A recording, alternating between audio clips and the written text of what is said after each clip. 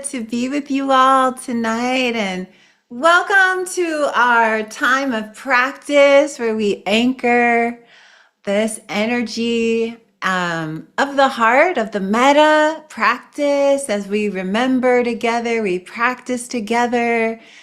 I just love that we go live every Tuesday night. We even live stream on Zoom. Not Zoom, YouTube. We're on Zoom. But I just want to welcome all of you and share a little bit before we start. You know, these practices right now are so powerful, and I hope you're feeling the effects of them. Some of you, I want to congratulate everyone who's doing the 30-day Metta Challenge. Some of you have been writing to me and to Baba and sharing about that experience, but this is really a time where we are anchoring in the heart, the necessity. I've been thinking so much about this concept of parallel realities. And at this point in humanity's process here, we have 8 billion people, consciousnesses moving around, and we're in, many of us, in very different realities internally. And we want to be rooted in this frequency of not only loving kindness, but compassion and joy, peace and equanimity, even as we go about moving through the world, no matter what our activities are, we are anchoring deeply in the energy of the heart. And so when you come to time to practice, you might feel heavy-hearted, you might feel expanded. Every day is a journey here. And I don't know about you, but there's like, these days are short, but then long as far as wisdom is concerned. If you are resting in your heart and you are trying to be embodied, you're in a growth cycle here.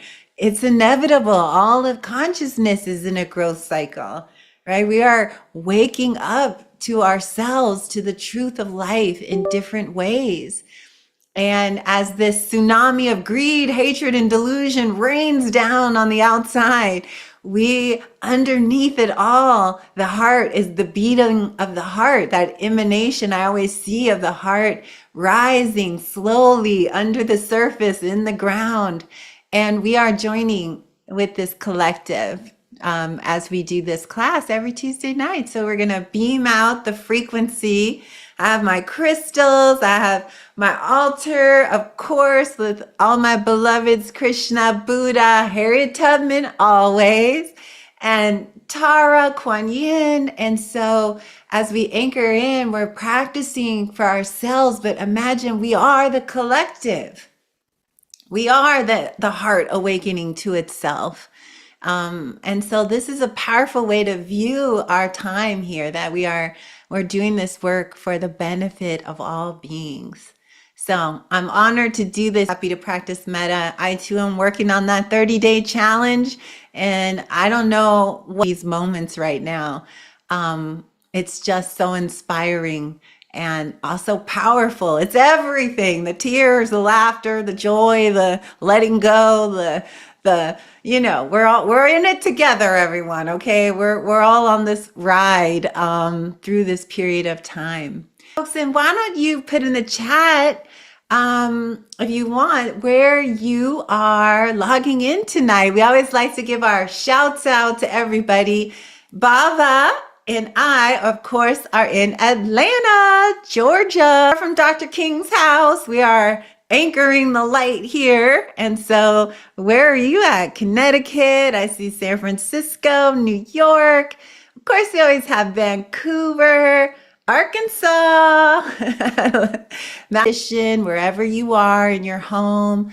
A couple things about the metta, and we'll put up the metta phrases, just a way to remember that the practice is kind of a concentration practice. It's one that does take some effort because you want to visualize yourself. Okay, that's part of it. Its first part is the visualization. That while you're sitting here, I want you to imagine you're looking into this beautiful mirror, and there you are. So you're working with yourself, okay? And you can also imagine yourself at any time. Sometimes naturally people see themselves as a younger version, 3-year old, 10-year old. It's easier to do metta sometimes with our younger selves.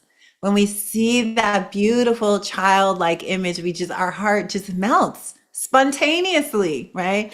And so use that image if that is what appears to you, because that we want to do this practice in the easiest way. We are going to be working with the visualization and then the 4 phrases over and over. We say them. The first phrase, may I be happy and peaceful. Remembering deeply, this is key to love. All beings seek happiness. They don't know the way to happiness and therefore create unhappiness, right?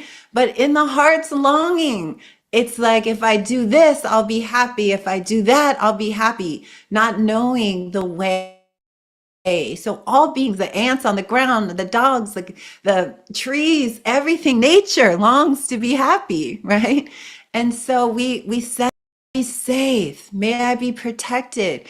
We protect what we love, those we love. We have children and elders and pets, and we protect that we love. So we send this energy. It's a way to work with that. We were sending safety and protection. And then the third phrase is, may I be healthy and strong in my body, in this body. So again, the body loves compassion. It fills up. You'll feel, if you're really connecting to the body, you'll feel that subtle joy that comes when we're actually not being violent and attacking ourselves, the opposite, that we're actually inclining the mind, seeing the image, offering this care, this friendliness. The body rejoices in that. It naturally comes into a state of relaxation when it just feels that. Many people love doing sound baths right now. This is a very popular thing because they're often feeling themselves with this loving energy, and the body just loves it, right? Your body can't get enough of compassion and metta practice. So let's work. We send that loving kindness to our body. And then the fourth phrase is, may I live with ease and joy and well-being. Okay, so those are the 4 phrases. So good to remember them as best you can. We want to keep this practice moving like a waterfall. The mind will always wander off, everyone. You'll start thinking about dinner or this or what am I doing tomorrow? But just as soon as you notice that, come back and just begin again, wherever you are. It doesn't matter if you wandered 10,000 times. The most important is you come back 10,000 times. You just pick up the practice again. Pick up, it's almost like we're just picking it up again. Okay, got lost, pick it up again. Okay, I'm lost again, pick it up and come back to your heart. That's the key. The heart is the home. So, lastly, while you're doing the practice, try to keep some level of body awareness in the heart center. Okay, so we're doing the visualization, we're saying the words, the phrases, but we also want to keep some sense anchored right here in the heart center. Okay, so this is an embodied practice. You could also put your hand on your heart. You could also put your left hand in your right hand, or just hold your hand. These are all ways we work somatically with energy. Okay, just to, with the feeling as it gets cold or something, you feel like, I don't feel it. Put your hand on your heart. Touch your hand, right? We're waking up that numbness. We're activating the heart chakra, right? With this practice, we're breathing life into our bodies and our heart. This is part of the medicine aspects. We are opening something when we do this practice. It may not feel like it sometimes while you're practicing, but oh, trust me, every seed that you plant will grow. That's science. That's how it is. So we're planting seeds of care for ourselves, and we're focusing on ourselves. That is very important for most of us. Okay, we want to give our thanks to our lovely Bava for holding down all of the Ring that bell for us, Baba. Let the spirits know we are about to start. Baba has a bell ringing practice where we call in all Kuan Yin, the angels, the goddesses to come and help us heal our hearts, awaken us into our powerful hearts. So thank you, Baba, for that. And rings it at the end of every hour almost. So I love that. And on that note, we will start and we'll begin always with a body scan. Okay. So I like to move our awareness through the body and then we will begin. So welcome everybody and let us get started. And as you begin to get settled into your place, into wherever it is that you're seated, let us begin with just a deep inhale and a deep exhale. And on the out breath and on the in breath here, you may want to use the words peace on the inhale and peace on the exhale as we do this body scan. But really, it's about relaxing and feeling the body. So let us start with the crown of the head, imagining your spirit is just dropping right in deep into your body. So relaxing the head and the neck, relax your face. Let your jaw be soft. And as you exhale, just soften the whole body. Let go of the day. Let go of anything that you're carrying in the mind. And feeling your shoulders, and if you need to rotate your shoulders or make adjustments, this is a good time just to bring in more softness. So now feeling your arms and your hands, and really notice where and how your hands are placed, and just bring your loving awareness as we move through the body. We're doing so with this kind gaze, feeling our way through. And now bringing your awareness to the chest area, particularly around the heart center. And to take some deep breaths in and out of the heart. Just imagine the breath is just moving straight through the center of the heart, and you're breathing in peace. And on the exhale, you're allowing everything to move out, breathing out peace.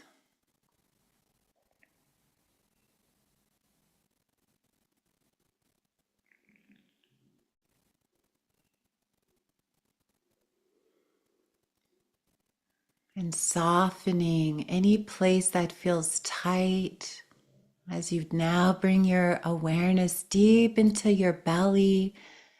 Underneath the belly button is a place they call the hara, an energetic center. So take some deep belly breaths, breathing in peace on the inhale and softening, breathing out peace on the exhale, and let any tightness or holding in the belly go. See if you can completely soften, expand in the belly. Often we're gripping or we're holding. The belly is tight. We're digesting emotions and life through this central place in the body. So really breathing in peace and breathing out peace allows us to soften the nervous system.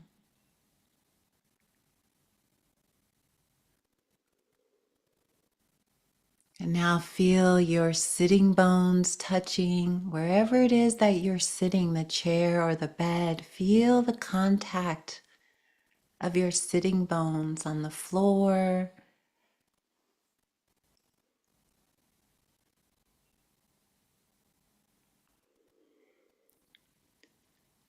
And we want to try to keep our spine elevated and the heart a little bit lifted if you can, if your body will allow that.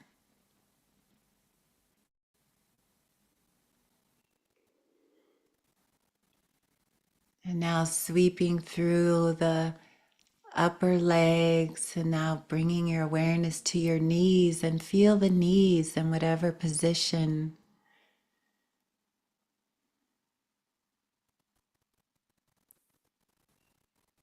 And we are doing a body sweep. Body-based awareness is the key to presence. And so bringing your awareness now to your calves and your ankles.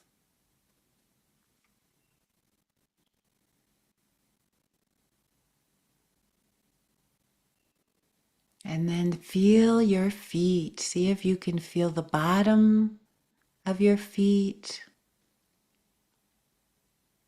and the tops of your feet. Might just be little vibrations or sensations, moving, fluttering. And now from the top of your head to the bottom of your feet, just sweeping through the body and relaxing and softening any tension.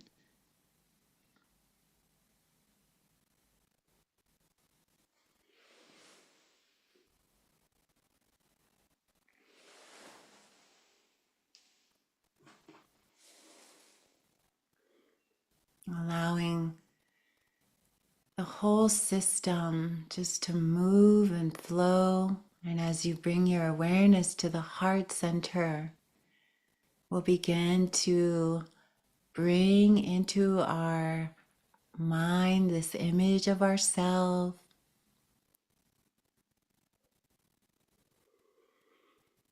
And as you see yourself, imagine you're looking through the eyes of Kuan Yin, the great mother of compassion, through the eyes of Mary, through the eyes of care and kindness. So seeing yourself, holding that image as clear as you can, but softly, we begin to offer the phrases. May I be happy and peaceful.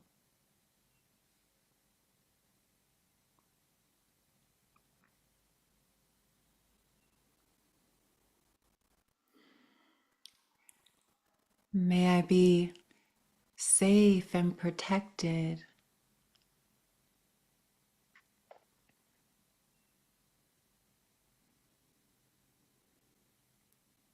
May I be healthy and strong in this body.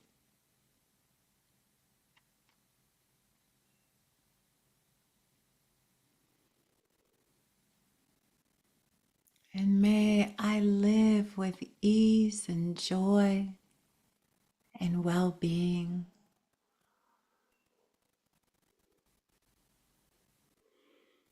And it can be helpful to say your name, or if you have a nickname, an endearing name. You could also use the phrases as may you be happy and peaceful as you offer them to yourself, whatever way is easiest to connect.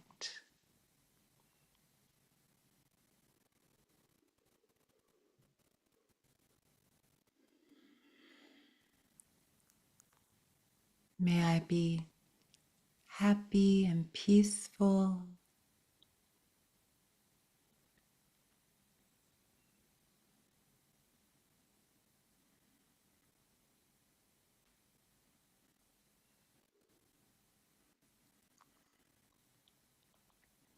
And may I be safe and protected.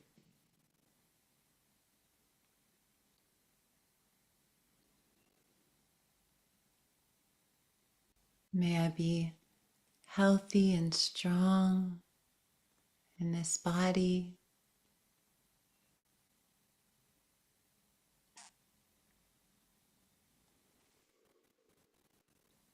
And may I live with ease and joy and well-being.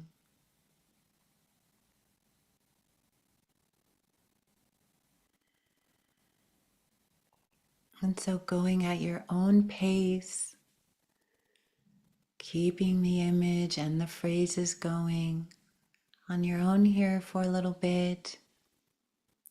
Keep softening into the heart center, softening in the belly. Each phrase is a gift, a seed.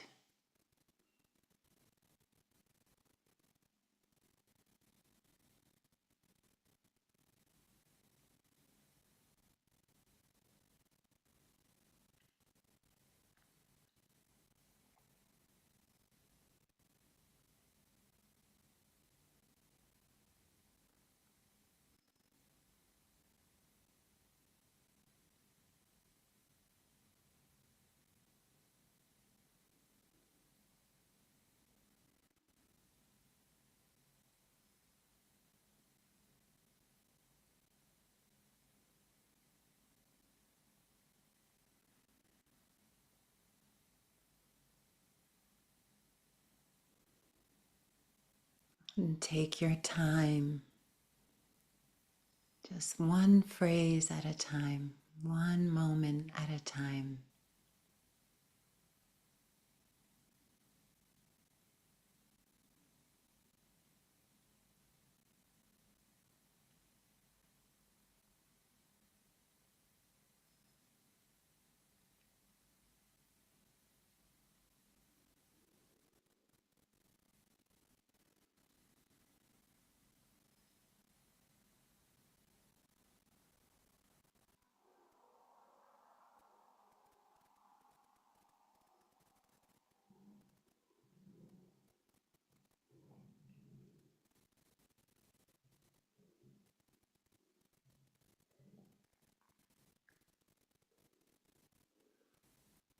May I be happy and peaceful.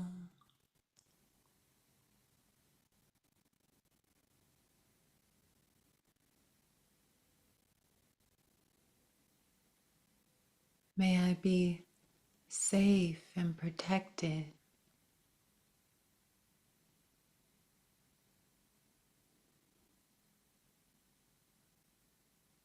May I be healthy and strong in this body.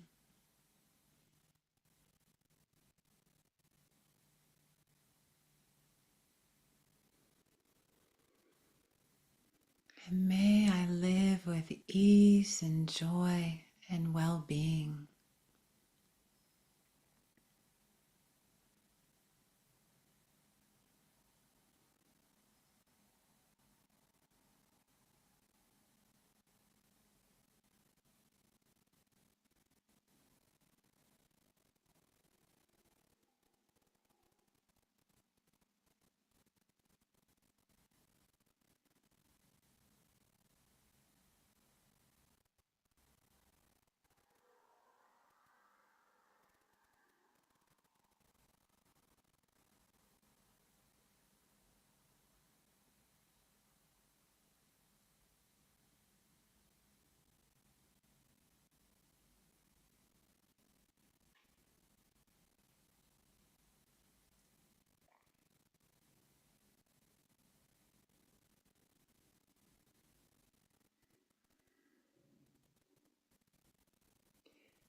Keep softening in the body.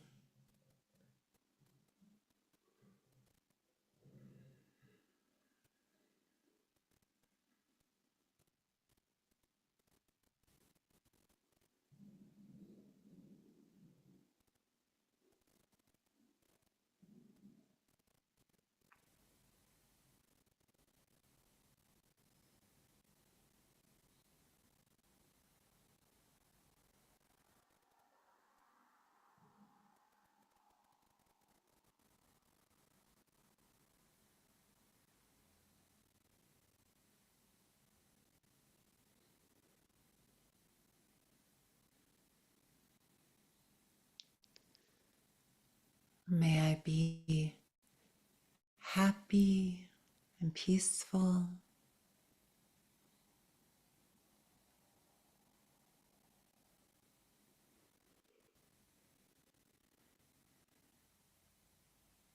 May I be safe and protected.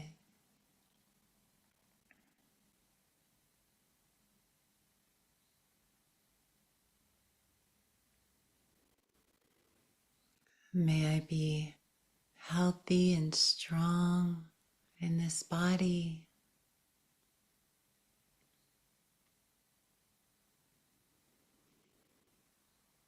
And may I live with ease and joy and well-being.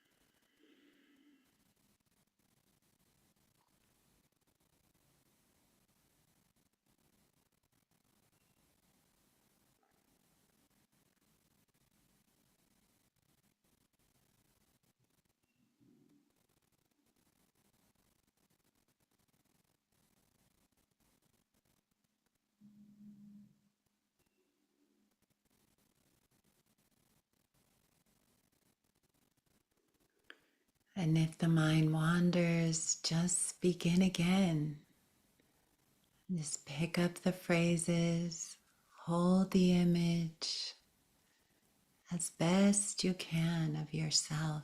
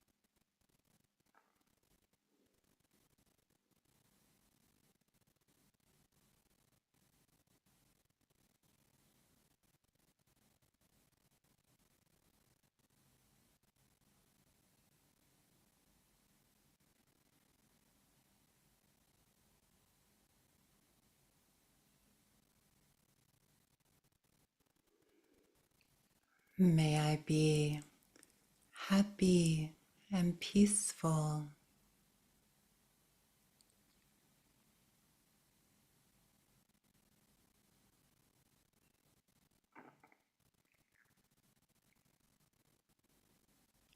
May I be safe and protected.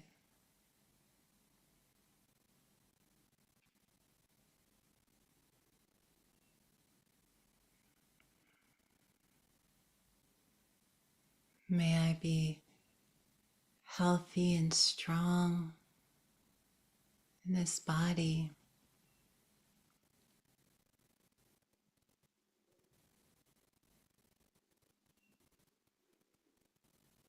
May I live with ease and joy and well-being.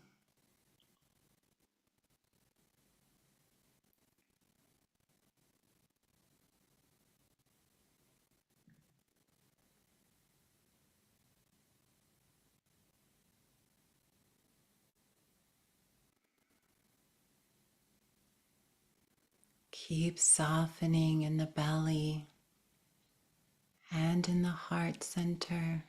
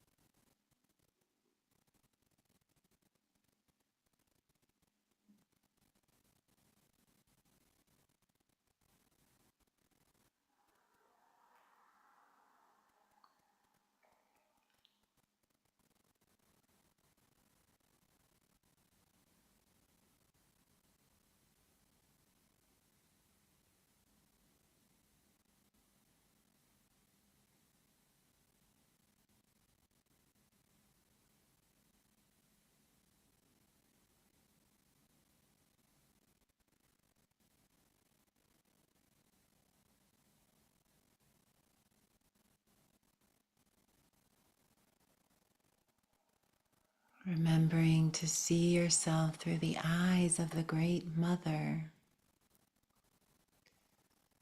through the eyes of Kuan Yin.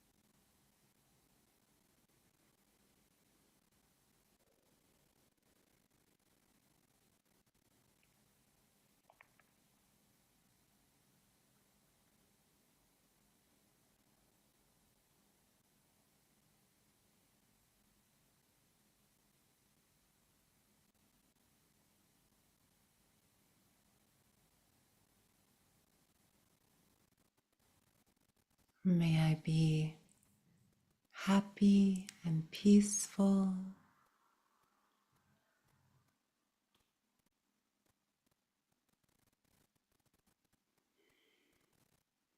May I be safe and protected.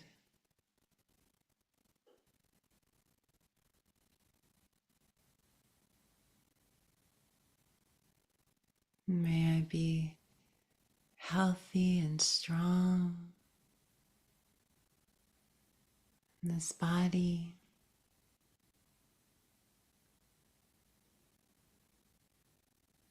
May I live with ease and joy and well-being.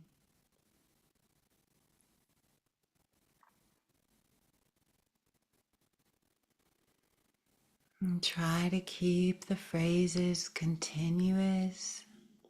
Pick them back up. You get lost, just begin again. Friendliness, kindness. This is our practice.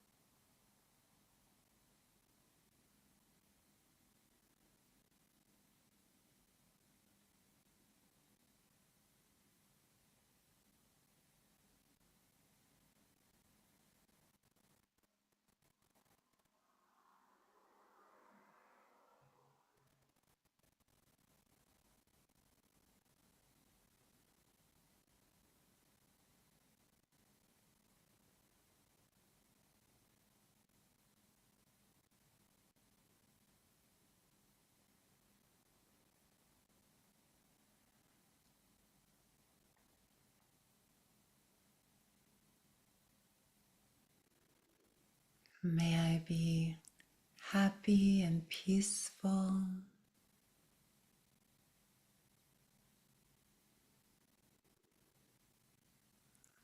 May I be safe and protected.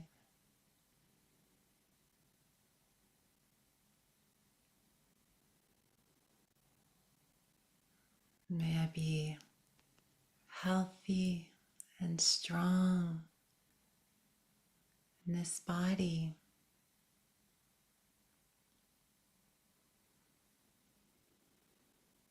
May I live with ease and joy and well-being.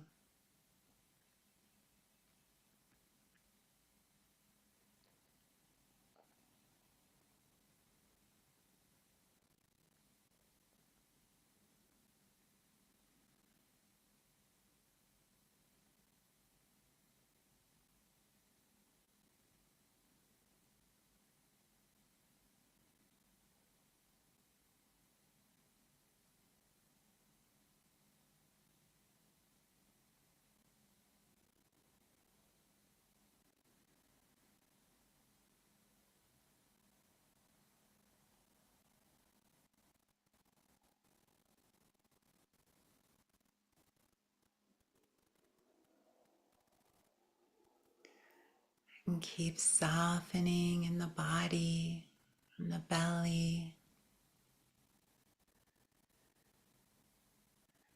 Let the chest be soft.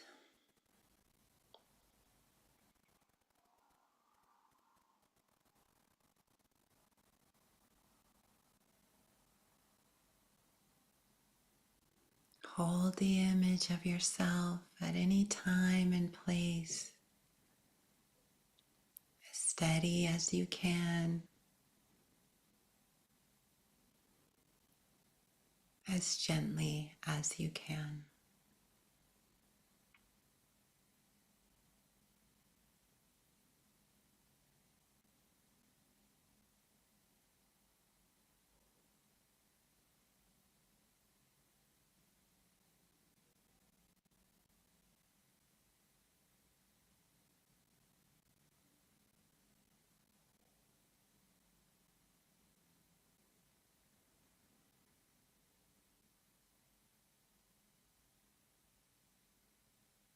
You can put your hand on your heart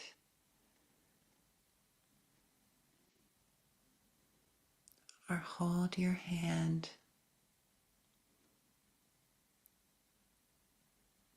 Kindness, friendliness to ourselves.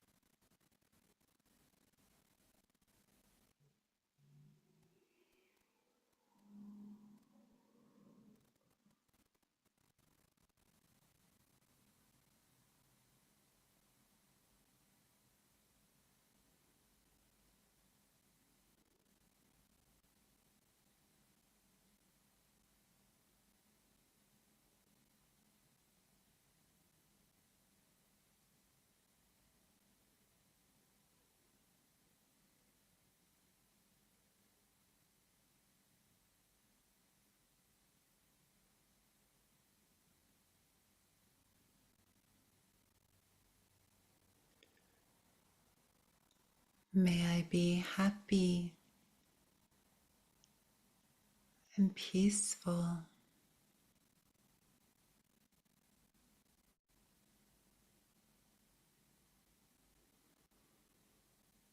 May I be safe and protected.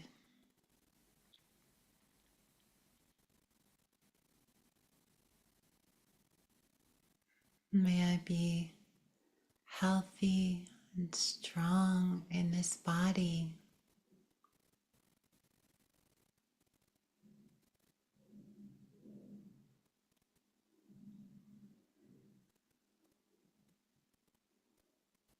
May I live with ease and joy and well-being.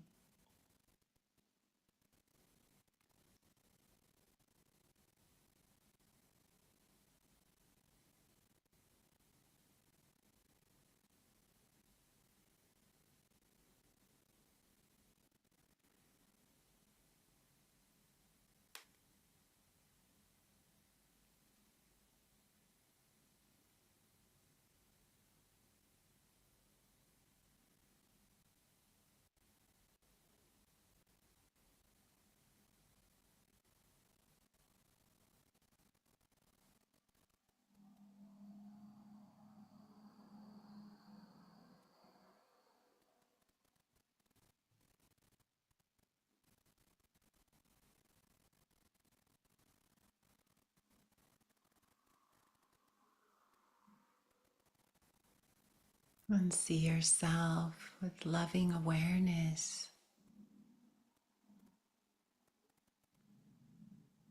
through the eyes of the Great Mother.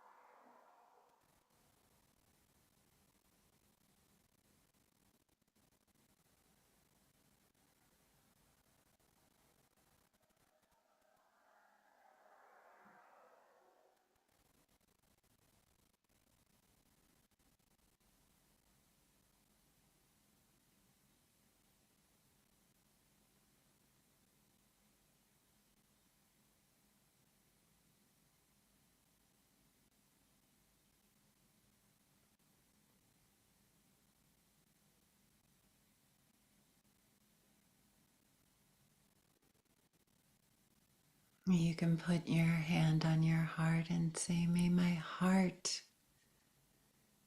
be happy and peaceful.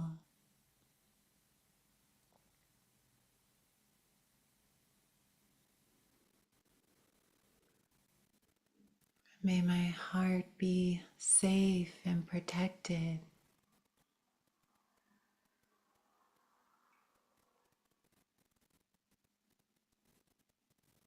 May my heart be healthy and strong in this body.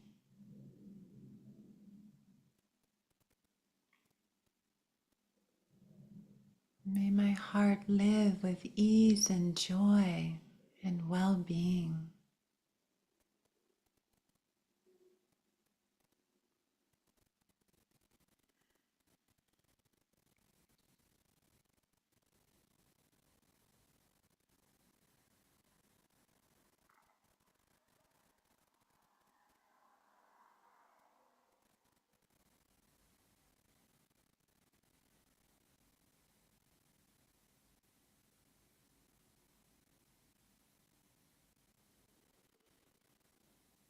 And just offering that metta to the heart that is holding so much.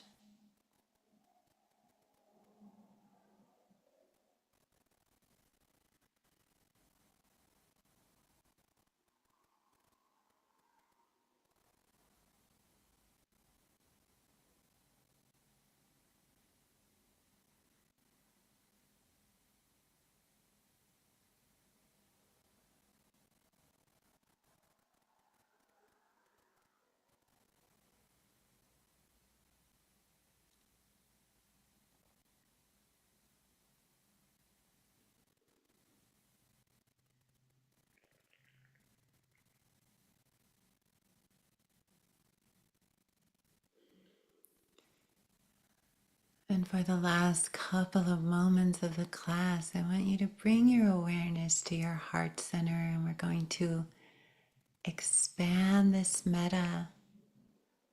So imagining that in the center of your heart, there's the sun. On the brightest day, golden light is emanating out.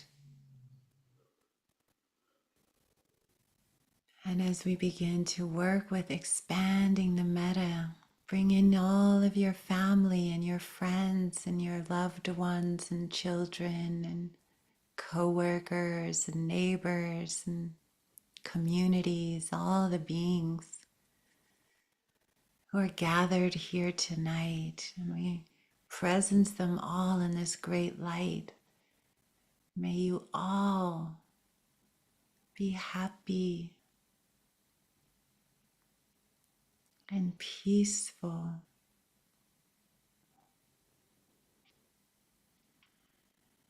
And see them, their faces, their smiles, the people at the grocery store, people that fix our homes, the people who we count on. We send them this great light. May you too be happy and peaceful.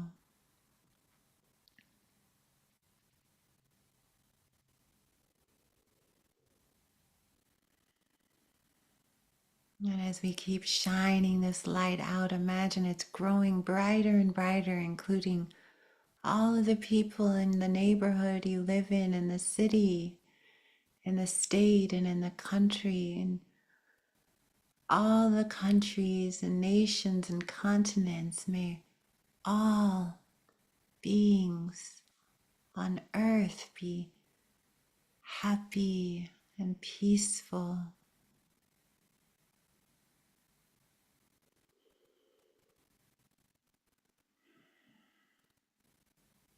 All the children and the elders, may you all be safe and protected.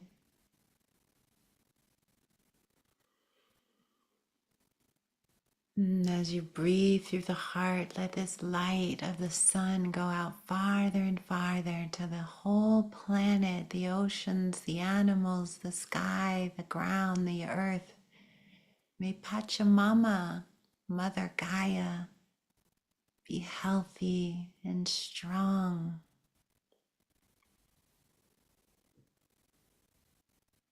You can imagine that this energy of love and care is enveloping the whole planet like the sun, rippling out infinite rays. May all of creation, all of existence live with ease and joy and well-being.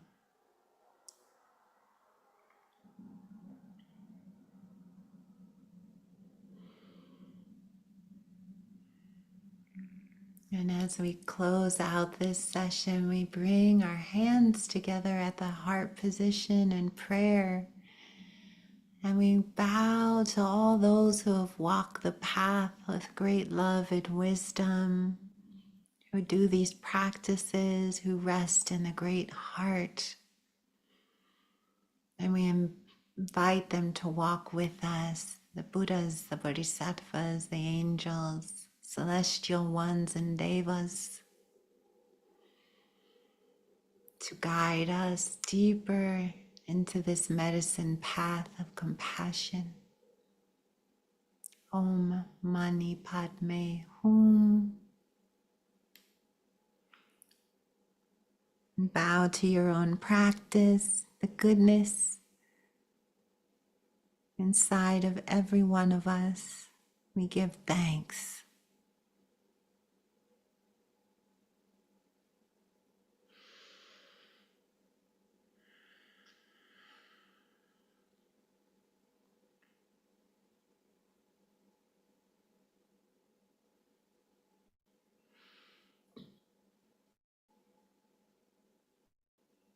And may our practice ripple out infinity and beyond, and may it merge with all the love in the universe and grow exponentially on our planet and all planets, the galaxies.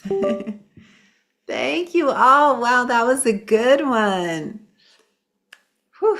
I know I say that every time, but every time it's like every time it gets better and better. I have to make sure I look at the clock because I keep going over longer because I just start resting in that spacious, loving awareness. So that was a little bit long. I have to tell Baba there's no way to reach me here, Baba. You have to do it telepathically. But so, yeah, so just take a moment if you need to move your body or grab some tea. We're going to share a little bit of Dharma now. And again, I really welcome all of you to our Heart Medicine Sangha. When you sign up for our class here, we also put you on a weekly mailing list. We send you a little reminder, just a reminder every week with the link and often some prayers or some messages that feel inspired. So just know that you join our little Heart Sangha, little mailing list. And so you can always come back again and again. It's a donation-based class. Once people give once, or you can give whenever you'd like, but just know that you'll have the link and you can return every Tuesday, okay? And we're here for you. Wow, that was very beautiful. Om Mani Padme Hum. So I was thinking a lot tonight about sharing some messages about the wisdom of the heart, the wise aspect, because as we are walking this spiritual path of awakening, of liberation, of enlightenment, of the end of suffering, right? I like how the Buddha would never say what enlightenment was. He always said, what it was not. He said, it is not suffering, it is not pain, and it's no longer confusion. It's like, okay, so we're on that path. So whatever how that lands for you in your own journey, Christ consciousness, enlightenment, all of these words are just pointers. Self-realization, returning to source energy. But this is really my heart's path. This is the path that I'm walking, that I'm dedicated to, so that I can be of benefit to other beings. I figure if I have my mind awake, then I could help somebody out there and do at least something for the benefit of all beings. And so I was thinking a lot about these qualities that we balance, which is on one aspect, we cultivate this deep, open, liberated heart energy. And then also we tune into the wisdom. And so I was thinking a lot about this equanimity and the liberated heart. We know now, science has shown, also the greatest masters who's ever lived, all of them have left maps about the heart having its own brain, right? There's this whole, and also the gut, right? So when we're practicing and I'm doing embodiment work with anyone, I'm always doing two places of sourcing their energy of settling. That's the heart and the underneath the belly button, deep in the belly. We're accessing the body's wisdom. And this is what we want to be balancing, is this wisdom. And this quality of equanimity, that word does not sound very powerful, right? Equanimity, we like it. And I think sometimes we don't truly understand the depths of that word. And I was thinking about equanimity because in my studies, equanimity, that quality, which is one of the heart qualities, we're cultivating not only loving kindness, but compassion, joy, and then equanimity. And equanimity is the mind that is stable, that can hold both the sorrows of life and the joy of life simultaneously. Like right now, there's like tremendous breakthroughs and love and expansion and people understanding things. And yet there's also this great sorrow of those who are sinking into more confusion, more greed, more hatred, right? Living in situations of war and violence and not enough resources. And so this is a complex way of walking in this world, is holding both aspects of truth. And so we do this by resting in the heart. Equanimity is on the list of the 7 factors of enlightenment. It's on the list of the 4 Brahma Viharas. It's on the list of ways to cultivate a still, concentrated mind. Without equanimity in the mind, we're not able to settle the mind so that we can see clearly. Now, with so much outer distraction happening, it's very important that we learn how to rest and settle the mind in the present moment. When you're present, this is the magic of the present moment. It's like you press the pause button on the insanity, and wisdom naturally begins to awaken in you.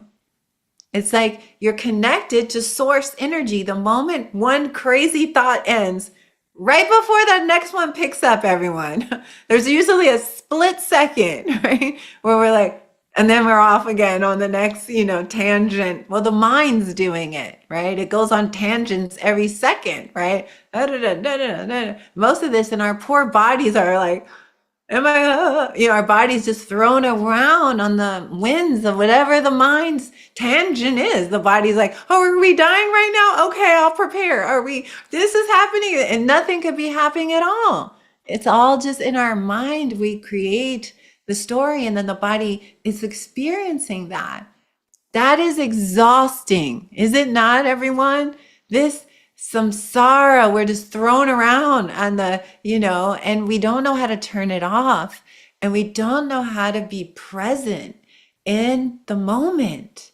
And this is what is so important about this period of time, because if we can step out of that insane loop, because often it's the same movie over and over in the mind. If you notice it, it's like, wait, didn't I have this thought 10,000 times yesterday?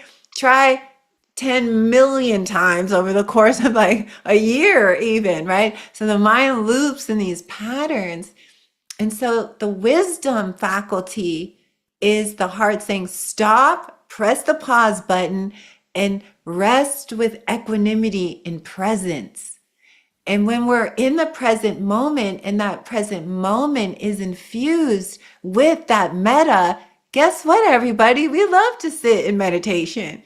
No more are we running away from our cushion. We're running towards it. Like, oh, this is a time where I can press the pause and just be in my heart, feel my breath, everything begins to awaken. The longer and longer we can expand those gaps between the stories, between the insanity, the wisdom is there, right? It's like, it reminds me of like the concrete in New York City. There'll be these flowers.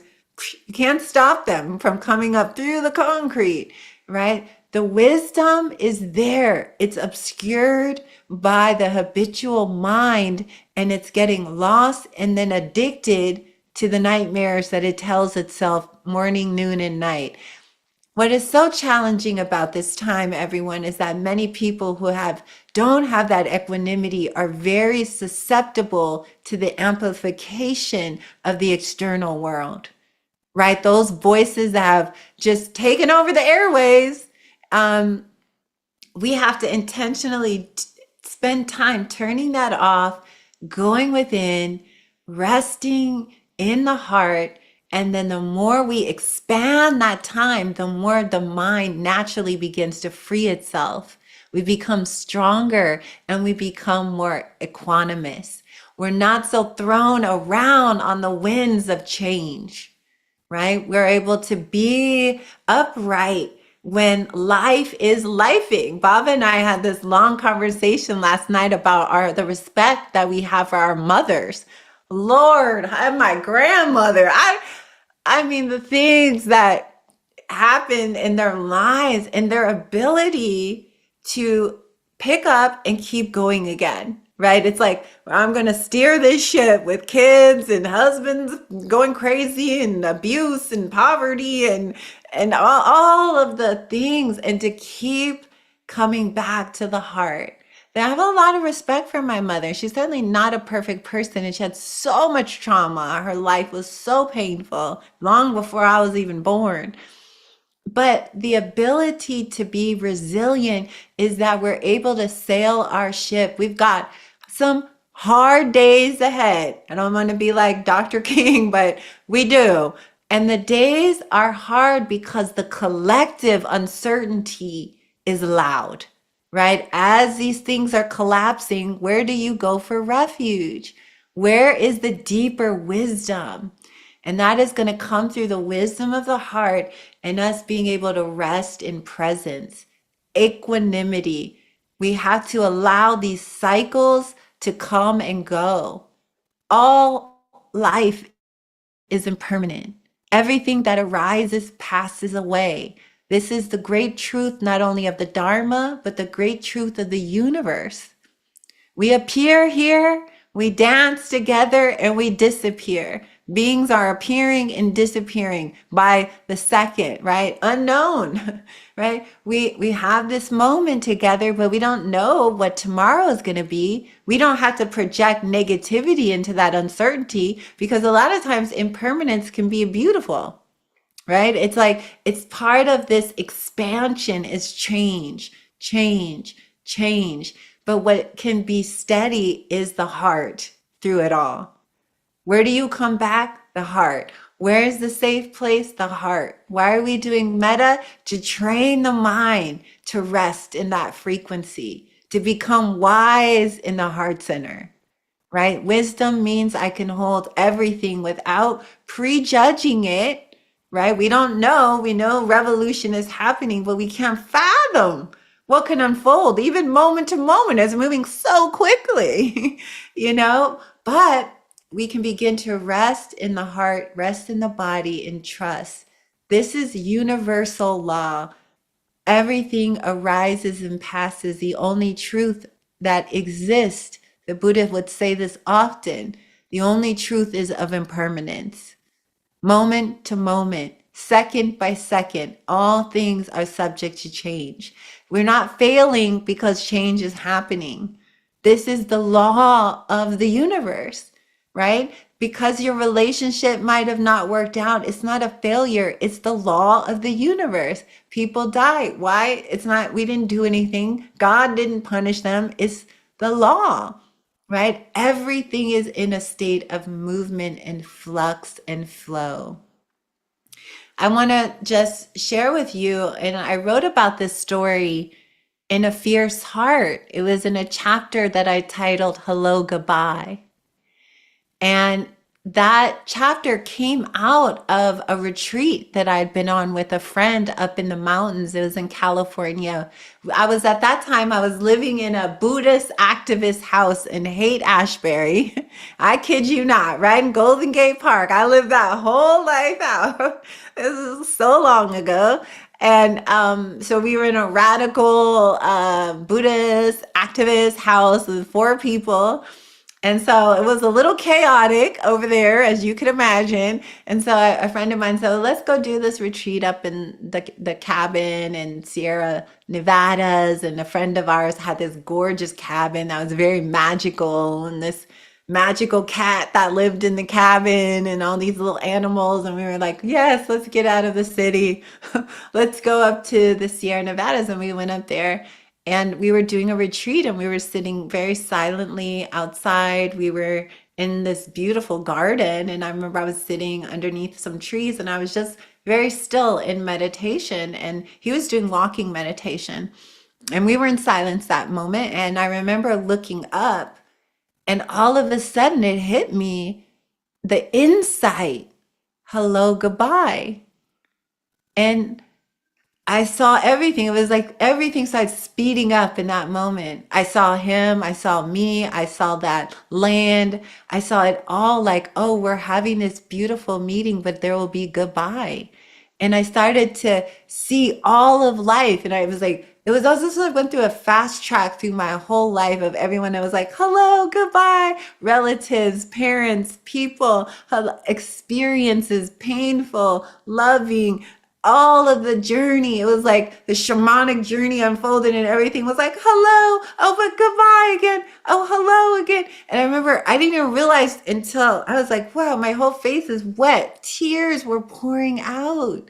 And I remember looking up and seeing these little birds fly by, and I was like, hello and goodbye and everything. It was like all of creation is just this constant hello. Things come together, goodbye, they go.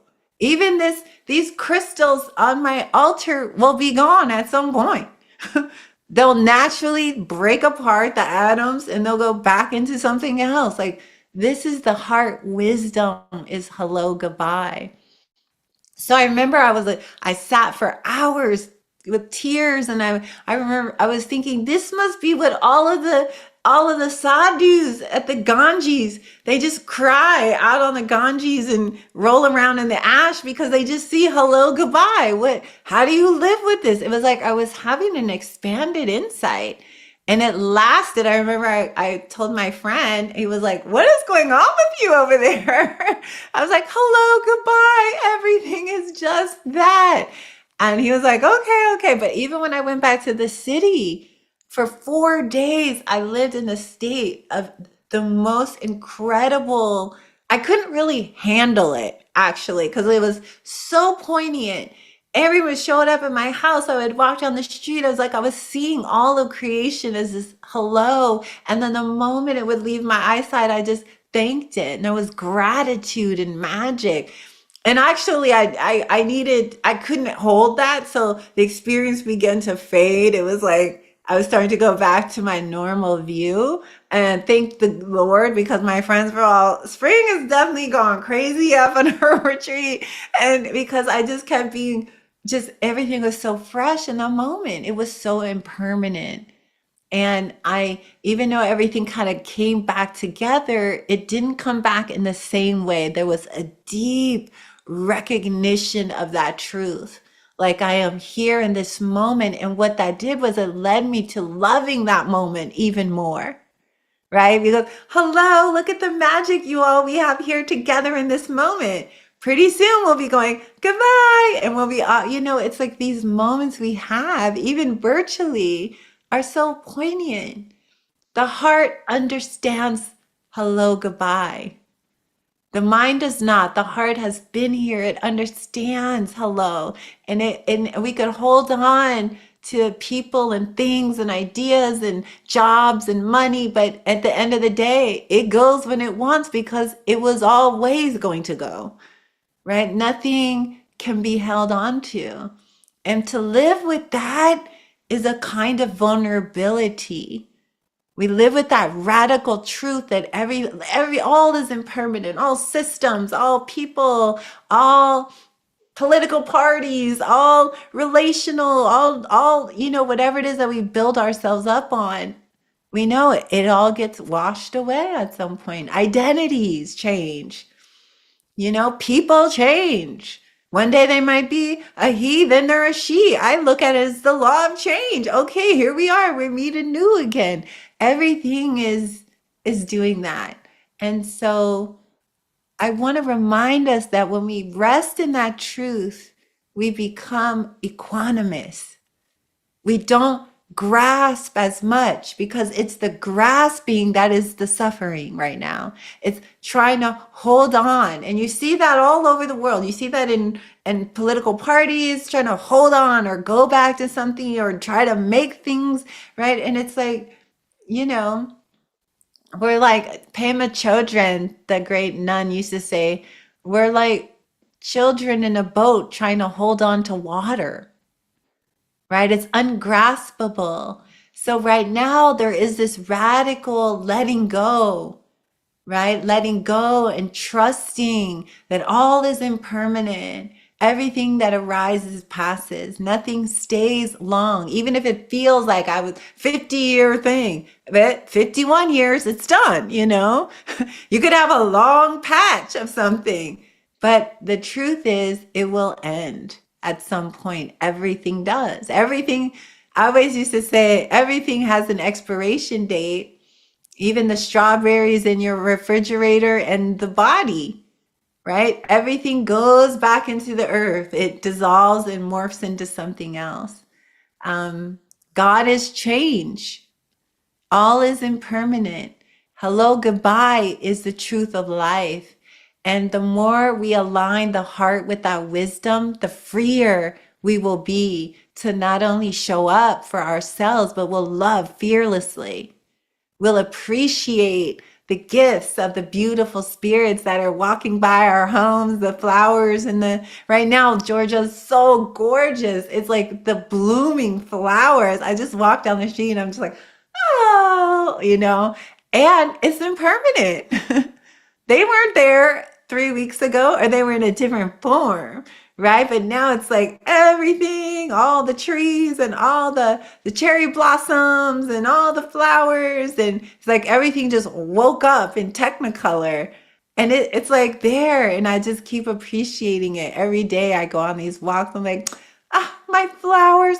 These flowers. I just appreciation for the moment. And so that's what the heart becomes wise to. It stops clinging because clinging is suffering. It stops expecting what is inevitable that will always change to stop expecting it not to. And there's a heartbreak in that, and there's a liberation in that. Right? That the only thing we can hold on to is the truth that we are the wisdom arising. We are loving awareness. What you can hold on to is your vows to awaken for the benefit of all beings. What you hold on to is your dignity of your heart and your compassion for others.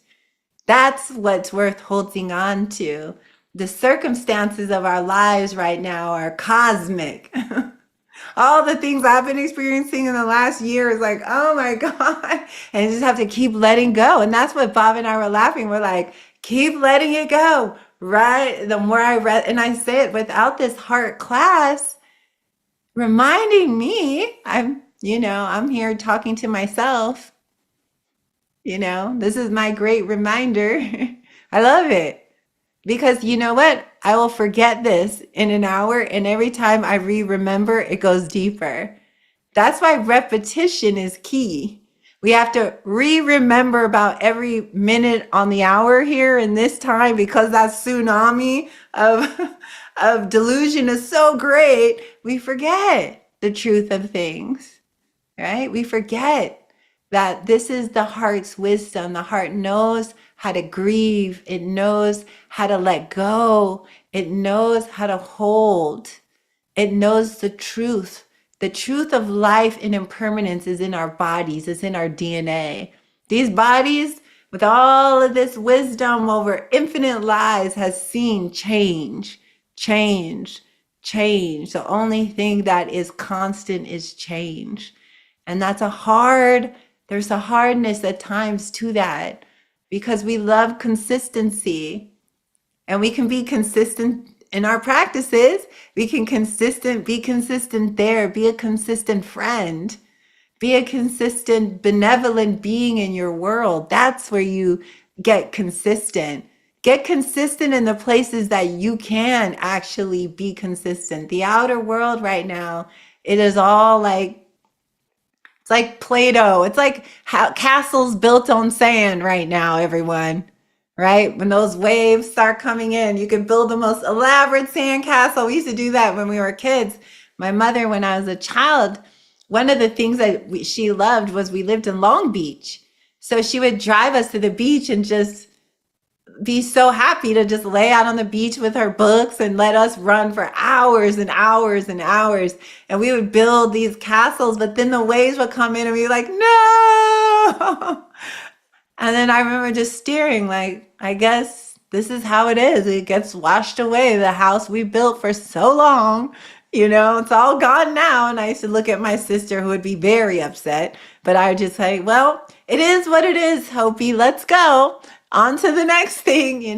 And that there's wisdom in letting go. We're going to have to get good at this, everyone. We're going to have to trust this deeper wisdom of hello and goodbye. And I'm going to stop there. Equanimity is our magic power. So I'll remind you of this every week as we get deeper into the wisdom aspects. So reminding yourself that we are cultivating the wings of awakening, the deep heart, and the most profound wisdom of truth. We merge these together, right? This is the path. The heart holds the truth that sometimes is very hard to bear, but we hold it like, okay, here we go. We can step into this because all is impermanent. Everything is changing. And when we trust that everything is as it needs to be, we can move with much more flow and grace, right? We're trusting life, even when it looks so brutal, we can't even fathom it. We're still moving forward into it, right? We're on the hard times tour bus right now, guys, as I've been talking about. So I want to pause there and see if anyone would like to share anything. Or Bava, would you like to offer us some of your words of wisdom?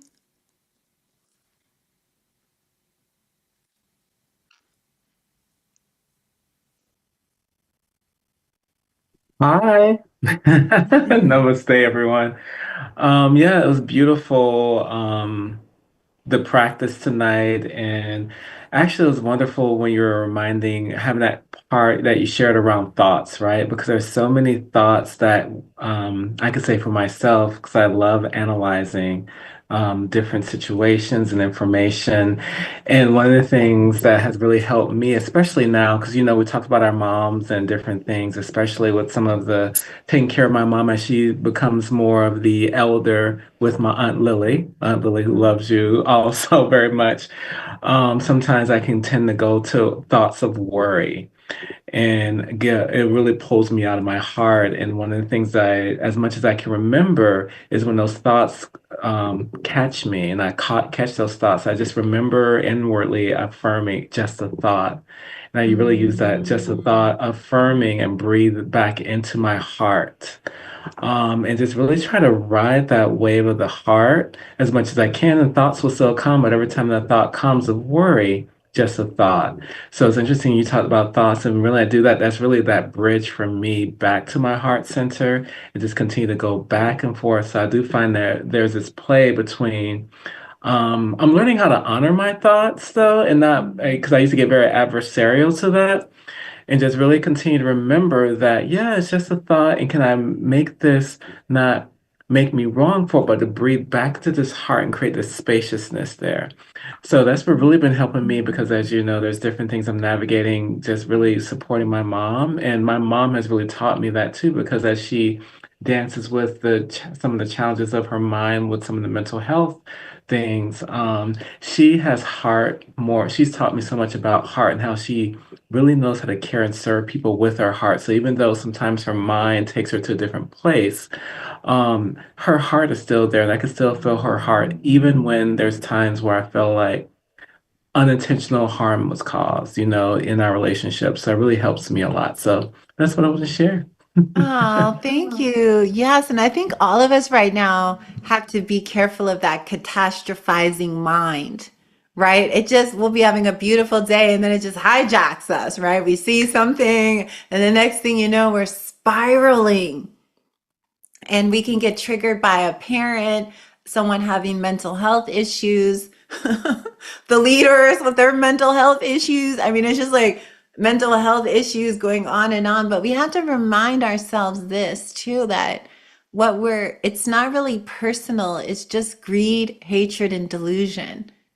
It's like, it's just these energies, and so I try to move out of the personal, and but being very mindful of our catastrophizing thoughts. Yes, because those are what takes us out of the heart and into fear, right? The fear-based frequency is so loud.